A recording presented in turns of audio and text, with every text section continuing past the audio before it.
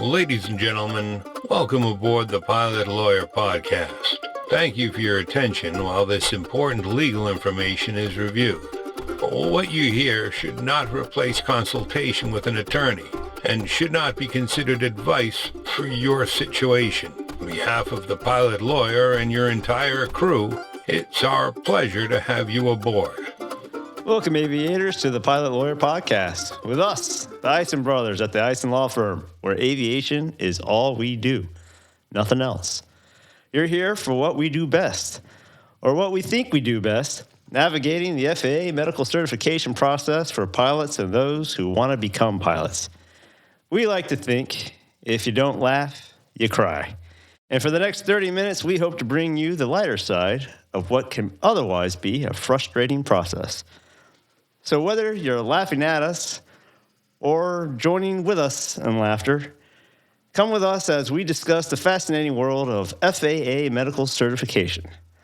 Your crew here today is myself, Christopher Eisen, attorney extraordinaire, my first mate, the big cheese. The big Anthony cheese, that's Eisen. it. You're the big cheese. And this is Bozo, Alex Eisen. I'm the cheese whiz, and you know it. Cheese whiz. So Alex is actually you're a licensed physician in the state of Florida. That's correct, yes. And Anthony, Fascinating. Incredibly. you are a licensed practitioner of law in the state of Florida. Technically, I have a Juris Doctorate degree, as you do you.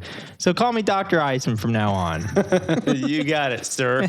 Doctor. You're also licensed in Kentucky as well. The Commonwealth of Kentucky. And then you have in the state of Florida. Florida. Then you have me, just Florida.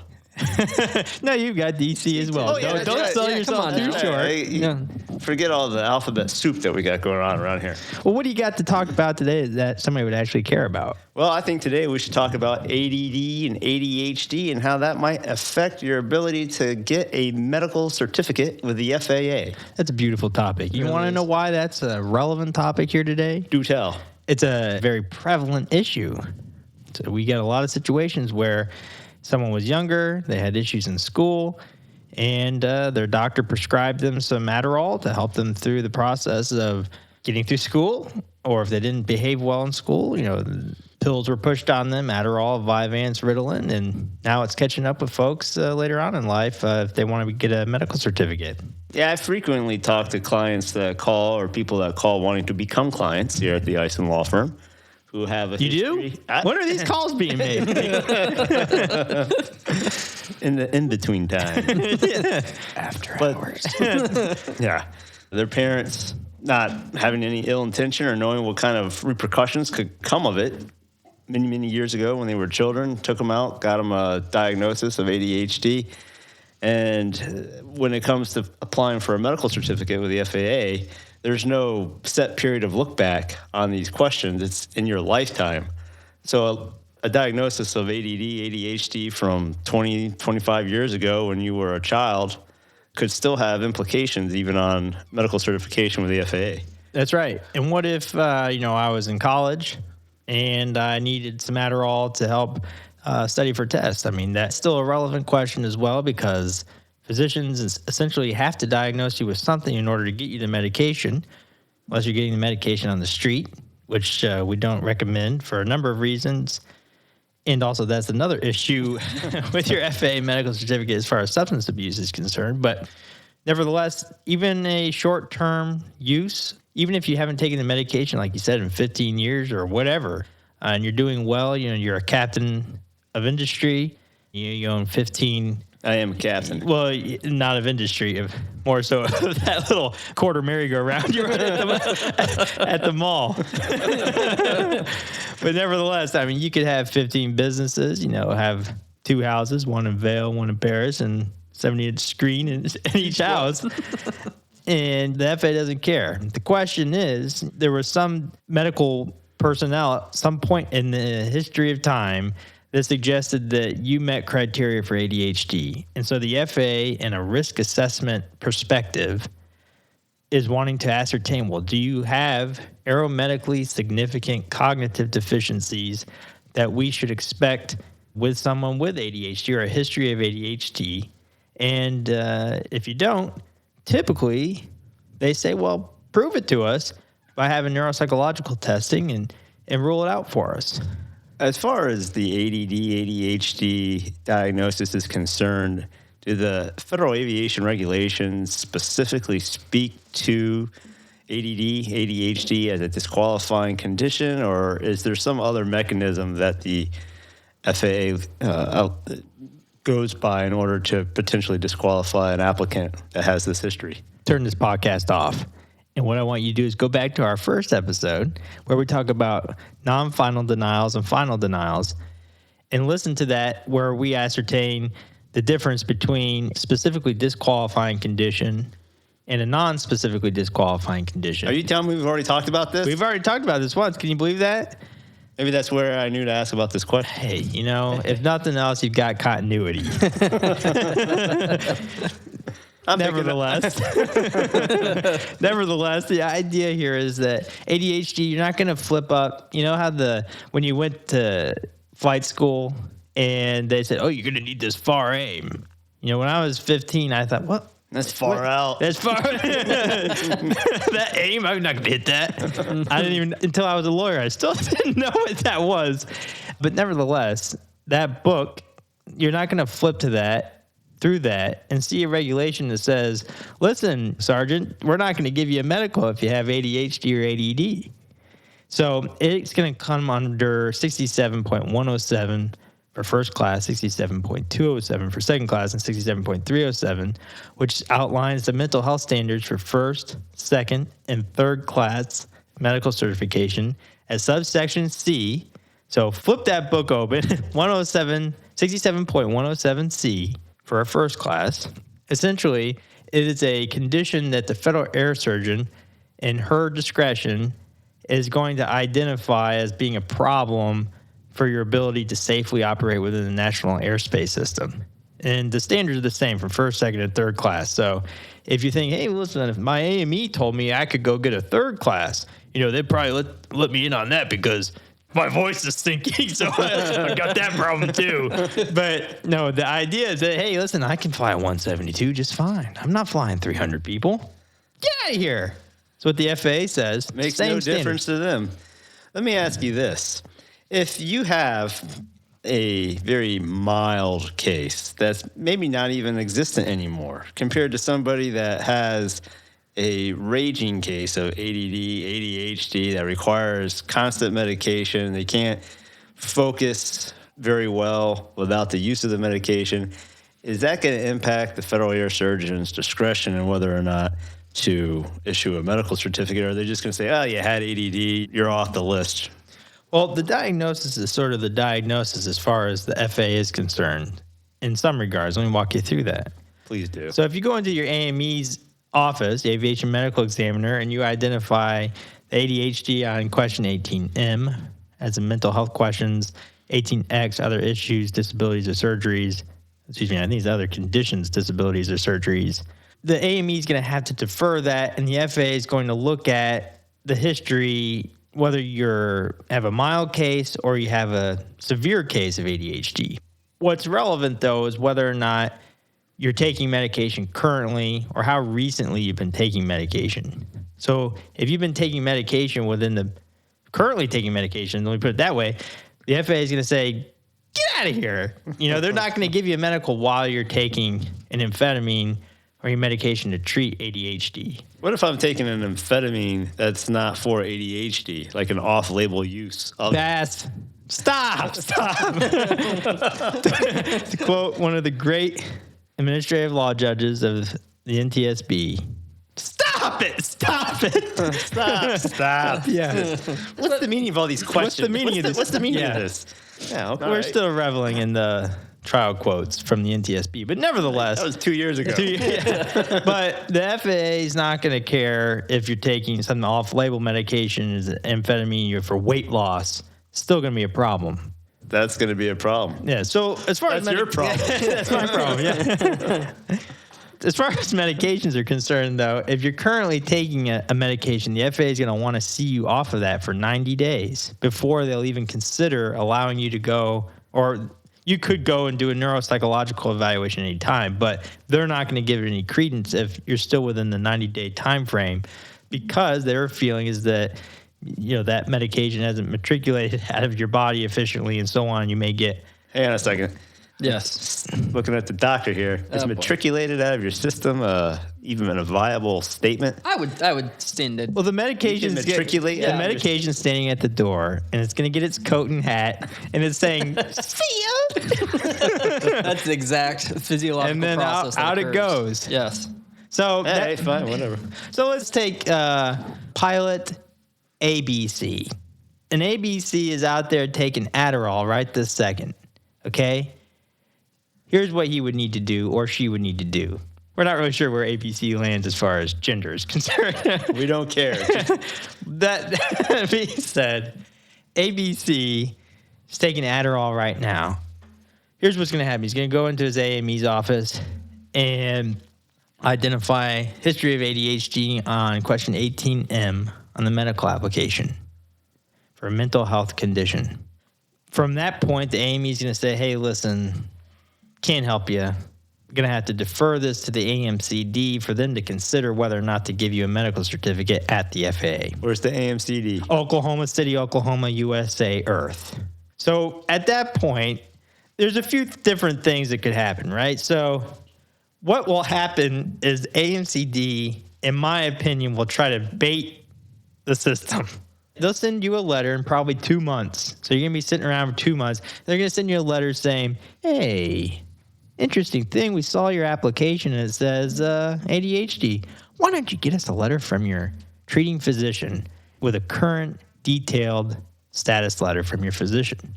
So some people don't have a doctor, so they're panicking. Well, I don't have a doctor that can write this up. That's fine. But let's say you do have a doctor.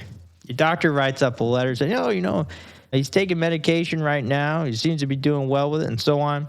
You send that into the letter or to the FAA and bam, you got a denial letter. Why? Because now the FAA has proof from a doctor that acknowledging that, you're still taking this medication. Let's back it up. Let's say that you're off the medication. You've been off it for 5 years or however, over 90 days.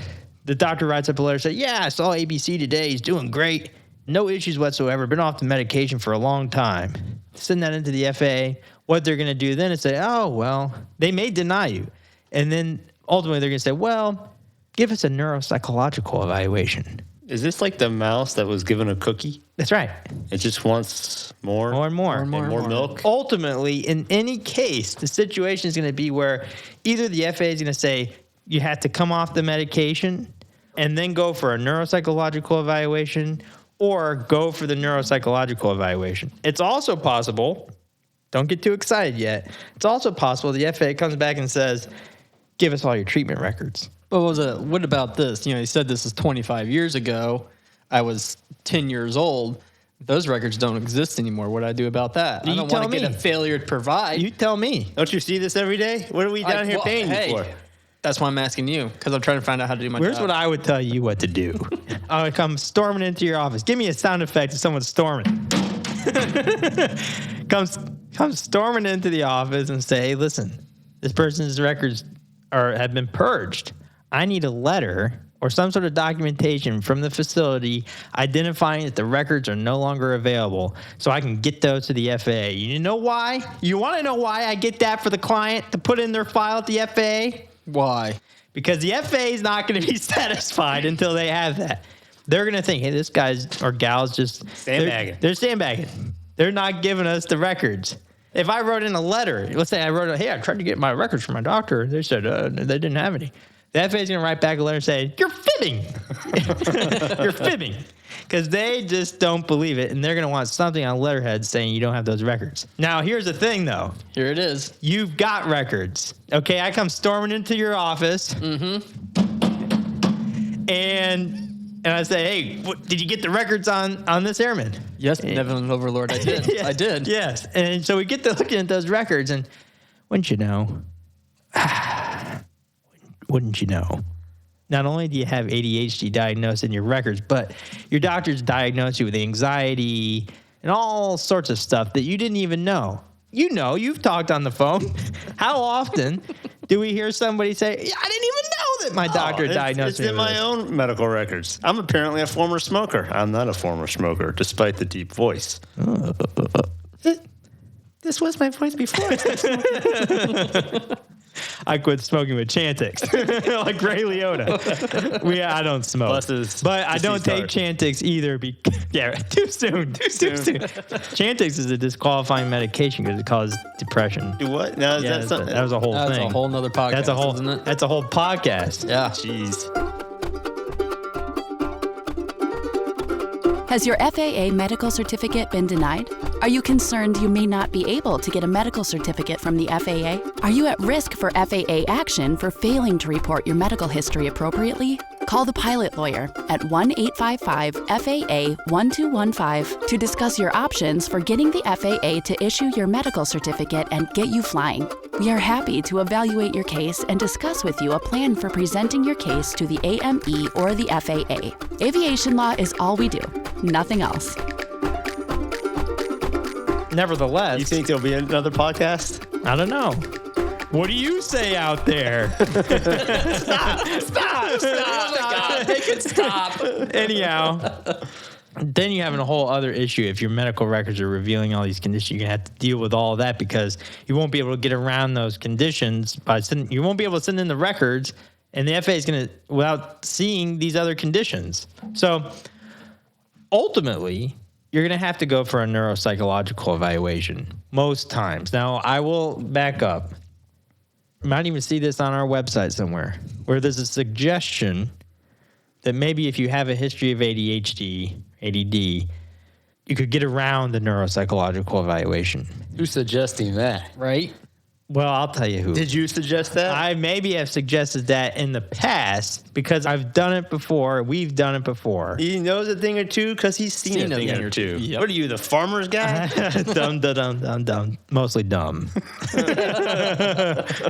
That being said, there are certain situations like, my doctor gave me Adderall to help. I saw one. I've seen cases where, actually, a few cases where the idea is like, they gave me Adderall to help with excessive hand sweating, armpit sweating. Now we're talking off-label use. Off-label use. In that case, you might be able to sort of push that argument. I've seen some situations where they're taking phentermine for weight loss, which is technically amphetamine. This is, if you can make clear that ADHD is not involved and so on, the FAA may be willing to go with that based off our experience. Nevertheless, if you have a situation where I haven't taken, medication in 25 years, and again, I'm a captain of industry, and I'm also a southern... genteel southern gentleman. Fine southern gentleman. You can package up, letters of recommendation and so on and so forth, ultimately just beating your head against the wall because the FAA is going to come back and say, we want the neuropsych evaluation. And now you got this traumatic brain injury from hitting your head against the wall. Now, who does the neuropsych evaluations? Okay, I'm beginning to think that you pay attention. I do. There's some specific element there. This guy podcasts. Hey, He does have a podcast. yeah, I do. Well, try this one for size. Trying. You can't go down to Larry's head doctor office and say, listen, man, what do I got? You have to go to a HIMSS psychologist or HIMSS neuropsychologist. How many times do I have to tell you Those that? guys again. So shrinks are us isn't going to work. Not here. So anyhow, the FAA's got a very small pool of HIMSS psychologists, neuropsychologists that they expect to be performing. They expect to perform the appropriate battery of tests to ascertain whether or not you have any cognitive deficiencies akin to ADD or ADHD. So, you get the list and just go to somebody? I have a feeling you're going to tell me I shouldn't. I don't know. I'm not endorsing any one particular person or not endorsing any one particular person. I'm sure there's people here at the Ice and Law Firm we prefer work with. They are preferred on our list. Reason being, we feel them to be more reasonable and more sort of pro-pilot, if you will. But that being said, most HIMSS neuropsychologists will do a good job. And let me tell you a little bit more about what they do. So essentially, they administer a battery of tests to sort of rule out various domains of cognitive deficiencies. These tests are fairly sensitive to, one, how they're administered and how the data is interpreted, at least in our experience. You want to be careful with just jumping into a neuropsychological evaluation. Sometimes it's appropriate for that evaluation to be referred by an aviation attorney so that you can essentially cloak the client in some level of privilege such that the report doesn't go flying out to the FAA directly. In some cases, especially before the airman has submitted an application, you want to make sure that that report looks as good as possible. And I'm not suggesting anything nefarious here, as you know. But what I'm getting at is if your test results aren't good and you have a neuropsychological evaluation written up and sent to the FAA, you're going to get a denial. Instead, what I would recommend is that you work with a neuropsychologist to ascertain what additional battery of tests can be administered to rule out whether or not this airman legitimately has cognitive deficiencies, so that when the submission is made to the FAA, we don't waste the airman's time and the FAA's time with looking at data that just isn't going to meet the mark. Who cares about wasting time? We're talking about wasting money.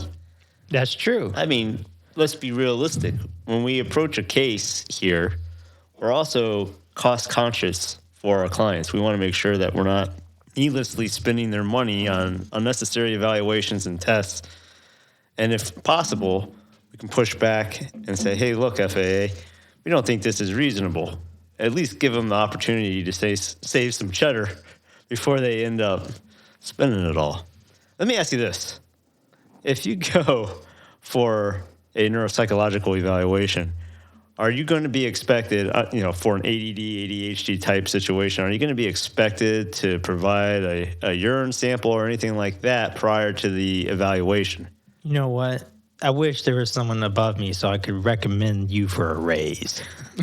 I'll just take half of everything you make. So you will have to submit to a urine drug screen at the time of evaluation so that you can provide evidence to the neuropsychologist and to the FAA that you're not doping, as it would, to artificially enhance your skills during the testing. Is it going to show up if I was drinking the night before and really tied one on because I was nervous before I went to this evaluation and just needed to mellow out a little bit? So that is going that meets your profile. Yes. Well, most screenings are. I'm sunk. We just won't submit an application on you. I'll fly basic, man. Flight coach. Okay, so the drug test comes back and... We had a heavy lunch. Yeah. It was a heavy lunch. I can smell your breath from over here. Garlicky. Anywho, as far as the drug test goes, because I think there's been some times where we've had clients that maybe weren't expecting that there was going to be a drug test, didn't get one done prior to the evaluation, or for whatever reason didn't realize what was going to be tested, and so all these other things are showing up on the test, and they're sitting there kind of befuddled. Well, why is it showing that I did a whole bunch of cocaine right before I did this test? Where I was just looking for, whether or not I was on amphetamines or something like that. So just briefly, what kind of substances are being looked at in these tests?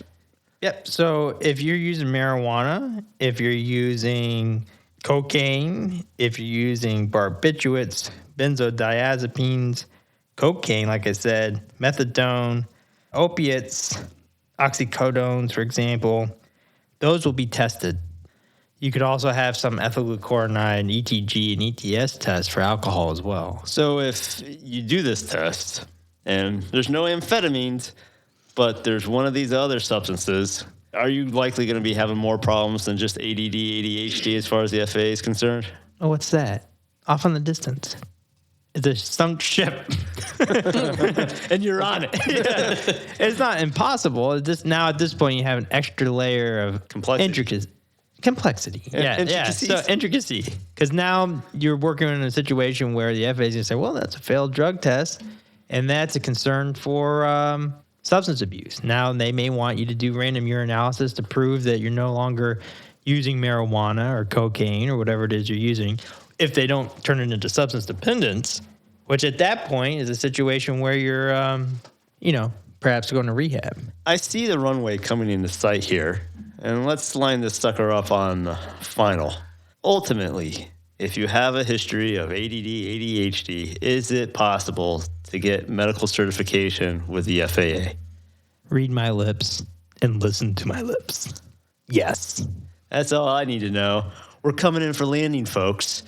The final bullet point, though, is that if you've had a history of ADD, ADHD, and you're currently taking medication, or if you have taken medication, expect to come under scrutiny with the FAA. If the process is handled appropriately, it's something that should ultimately land in getting a medical certificate. That's the sound of screeching tires hitting the runway. We've landed. I think we've had a pretty safe flight here with ADD, ADHD. What's on our next trip? Good question. I like that talk you had about, or that mentioning of substance abuse and substance dependence. Well, I'm glad you like that, but stay tuned. Skip a few episodes ahead. Because what we're talking about next time is our dear friends, the veterans.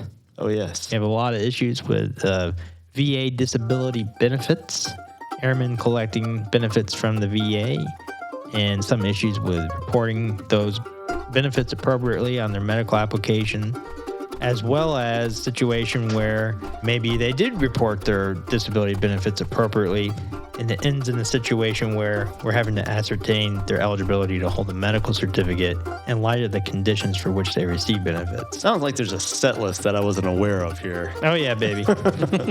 All right. Well, you've logged another uneventful half hour listening to the Pilot Lawyer Podcast. And even though our wives deny they know us in public, we are the Eisen brothers of the Eisen Law Firm. We'll see you next time. Have a good one.